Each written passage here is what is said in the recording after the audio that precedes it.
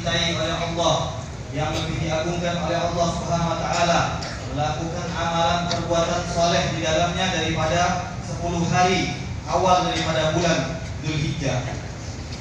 Kemudian beliau juga menyatakan bahwasanya di dalam hadis tersebut para sahabat bertanya kepada Nabi Muhammad SAW, "Wahai Rasulullah, bahkan jihad sekalipun?" Maka Rasulullah SAW menjawab, "Bahkan jihad sekalipun, terkecuali seseorang yang keluar dengan dirinya dan membawa semua hartanya dan tidak kembali ke rumahnya membawa apapun dari itu semua." Dan ini menunjukkan bahwasannya, hadis ini menunjukkan kepada kita bahwasannya hari-hari yang ada di dunia ini memiliki posisi tertentu di sisi Allah Subhanahu wa taala. Ada hari yang pahala di dalamnya dibesarkan oleh Allah Subhanahu wa taala. Di antaranya adalah hari awal daripada bulan Dzulhijjah ini. Kemudian ini juga menunjukkan bahwasanya sebagian tempat berbeda dengan tempat-tempat yang lain.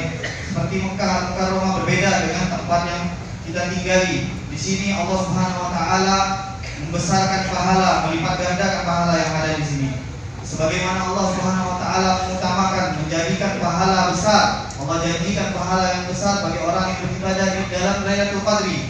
Begitu juga Allah memuliakan orang-orang yang mengunjungi tempat yang dimana di sana dimakamkan Rasulullah SAW.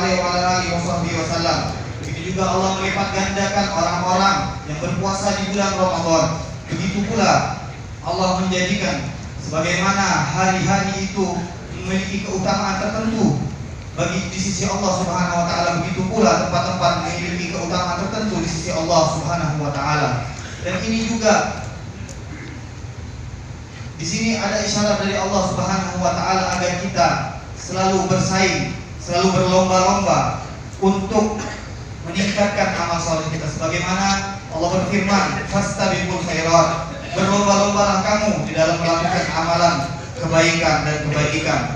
Baik itu di dalam amalan-amalan yang wajib, baik itu di dalam amalan-amalan yang sunnah, agar kelak amalan-amalan ini akan menjadi penyelamat kita di hari kiamat nanti. Kemudian Allah Subhanahu wa taala memilih hari 10 hari awal daripada bulan Dzulhijjah ini. Tentunya dari kita bertanya-tanya, apa hikmah yang Allah sembunyikan di hari tersebut? Sebagian ulama seperti Al-Imam Ibn Hajar menyatakan di dalam kitabnya bahwasanya di antara hikmah Allah Subhanahu wa taala mengutamakan hari awal daripada bulan Dzulhijjah tersebut adalah karena di dalamnya tercakup berbagai macam ibadah-ibadah yang telah Allah janjikan untuk memberikan ganjaran yang besar. Di antaranya di dalamnya ada puasa, di dalamnya ada zikir, di dalamnya ada sedekah, di dalamnya juga kita tidak lupa ada ibadah haji yang itu adalah rukun Islam. Kemudian beliau juga menyampaikan bahwasanya di dalam ibadah haji ini kita juga dapat mengingat apa yang terjadi dahulu kala, cerita daripada Nabi Ibrahim, bagaimana beliau rela mengorbankan anaknya, menyembelih anaknya, kemudian bagaimana Siti Hajar di dalam mengorbankan dirinya hidup di tanah yang kering, yang gersang, tidak ada kehidupan di dalamnya.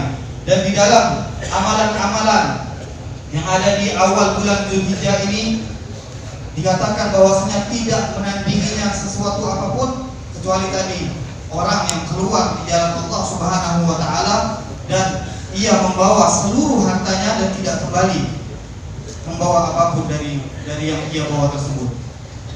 Dan alhamdulillah pada malam hari ini kita telah mengamalkan amalan-amalan yang soleh, dimulai dari sholat berjamaah maghrib, kemudian kita membaca Ratib Al-Haddad, kemudian kita membacakan Yasin, kemudian kita membacakan surah Tabarak, kemudian kita menghadiahkan pahala-pahala tersebut kepada arwah-arwah para leluhur kita. Kemudian lanjutkan lagi kita mendengarkan ayat suci Al-Quran, kita mendengarkan faidah-faidah ilmu, kita mendengarkan hikmah-hikmah, kita mendengarkan nasihat-nasihat penting, keutamaan-keutamaan yang Allah janjikan bagi orang yang melakukannya.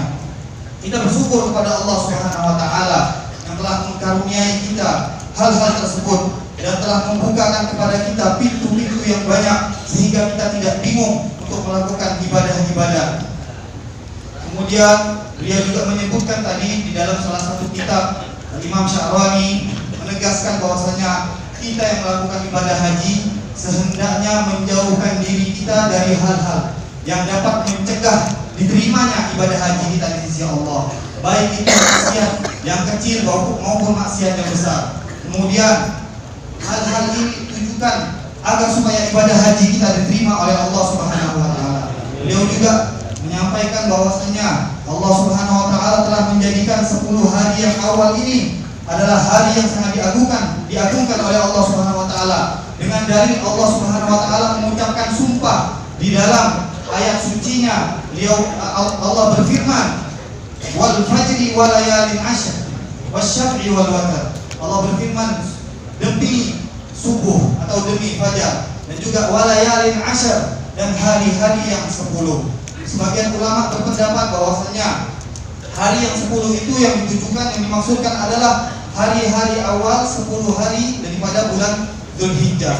Dan Allah seakan bertanya kepada kita, setelah aku mengucapkan sumpah dengan hari-hari yang 10 tersebut, apakah masih tersisa sumpah yang akan dicari oleh para manusia? Kemudian Allah Subhanahu wa taala melanjutkan di dalam surah tersebut bercerita tentang bagaimana keadaan umat-umat yang terdahulu kala dan proses mereka dan semua dari mereka yang dibinasakan oleh Allah Subhanahu wa taala ketika mereka melakukan kekufuran. Dan tidak dilakukan bahwasanya amal yang soleh tersebut dituntut bagi kita untuk melakukannya di setiap waktu.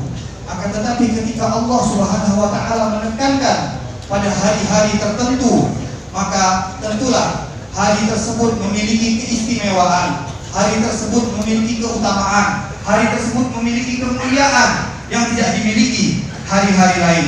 Para ulama berpendapat sebagaimana hari tersebut memiliki keutamaan, begitu juga ada pahala tersendiri yang Allah persiapkan di dalam hari-hari tersebut.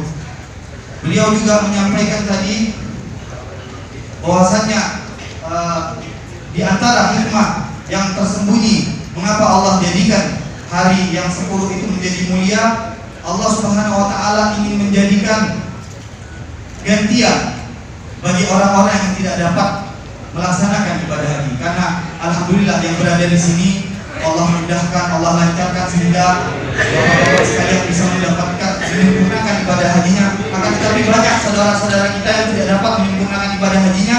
Nah, dengan inilah Allah Subhanahu wa taala menjadikan gantian bahwasanya jangan berkecil hati, jangan sedih. Orang-orang yang tidak dapat melaksanakan ibadah haji, Allah juga mempersiapkan bagi mereka ganjaran yang besar yang Allah persiapkan bagi siapa yang melakukan ibadah dan amal-amal soleh serta kebajikan di hari-hari awal 10 hari Dzulhijjah. Kemudian beliau tadi sempat menyampaikan ada fatwa, ada pertanyaan yang berkaitan dengan mana yang lebih afdal, mana yang lebih utama, 10 hari daripada awal Dzulhijjah atau 10 malam di akhir bulan Ramadan. Maka kakek handa daripada Abu Yasin Ahmad bin Ali Al-Maliki menyatakan di dalam kitabnya Al-Fatawa, kemudian dikuatkan lagi oleh Imam Mulla Ali Qari di dalam penjelasan beliau di dalam hadis Mishkatul Masabih. Beliau menjawab, adapun hari-hari yang dimaksud di sini siang hari. Adapun hari yang paling afdal adalah 10 hari awal bulan Dzulhijjah karena di dalamnya terdapat hari Arafah. Dan adapun malam-malam yang paling afdal, maka malam-malam di bulan suci Ramadan, karena di dalam malam-malam tersebut terletak malam Lailatul Qadar. Dan beliau mengakhiri nasihat beliau dan penyampaian beliau agar kita menjauhi segala bentuk daripada kemaksiatan, segala bentuk daripada pelanggaran, agar kelak haji kita bisa diterima oleh Allah Subhanahu wa taala. Beliau juga mendoakan agar kita supaya Allah Subhanahu wa taala menerangi hati-hati kita, menerangi kuburan kita, dan agar kita termasuk orang yang diistimewakan oleh Allah Subhanahu wa taala melakukan amalan saleh dan amalan-amalan yang baik di bulan suci ini. Kata ini, mudah-mudahan apa yang telah kita dengar dapat bermanfaat. Wassalamualaikum warahmatullahi wabarakatuh.